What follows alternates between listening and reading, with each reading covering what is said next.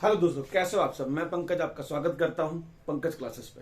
Right बेटे, आज हम जो टॉपिक लेके आए हैं वो है अकाउंटिंग कंसेप्ट्स एंड कन्वेंशंस। बिना अकाउंटिंग कंसेप्ट्स और कन्वेंशंस के हम अकाउंटिंग सीखने की बातें नहीं समझ सकते। तो सबसे पहले हम समझना चाहेंगे कि सर अकाउंटिंग कंसेप्ट्स क्या है और अकाउंटिंग कन्वेंशंस क्या है। ठीक है, जो कन्वेंशंस है बेटा वो कहां से बनता है, वो पीछे पीछे प्रैक्टिस होता है, पास्ट प्रैक्टिस होता है, ट्रेडिशंस है, कस्टम्स है, उनसे कन्वेंशंस बनता है।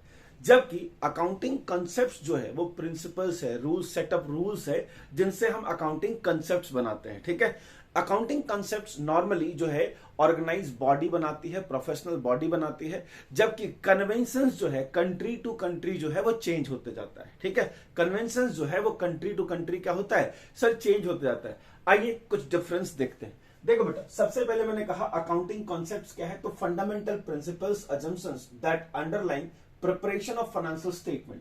सर यहां पे हम बात करते हैं कुछ फंडामेंटल प्रिंसिपल्स के बारे में। किसके बारे में?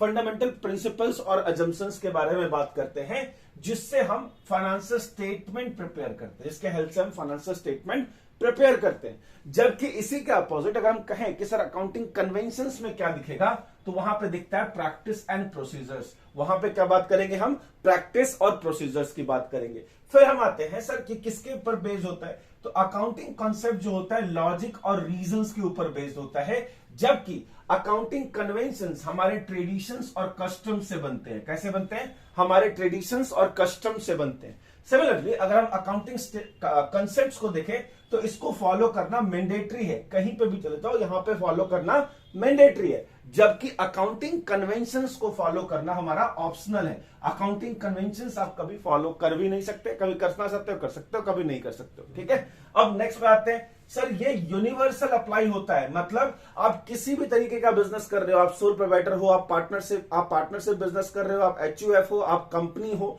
आप एलएलपी हो, आप सारे बिजनेस एंटिटी के अंदर अकाउंटिंग कॉन्सेप्ट्स को फॉलो करोगे। सारे रीजन्स में, सारे कंट्री में आप अकाउंटिंग कॉन्सेप्ट्स को सेम फॉलो करोगे। जबकि अगर हम कन्वेंशंस की बात करेंगे तो कन्वेंशंस में कंट्री टू कंट्री या रीजन टू रीजन कई बार हमारी कन्वेंशन चेंज हो जाती है।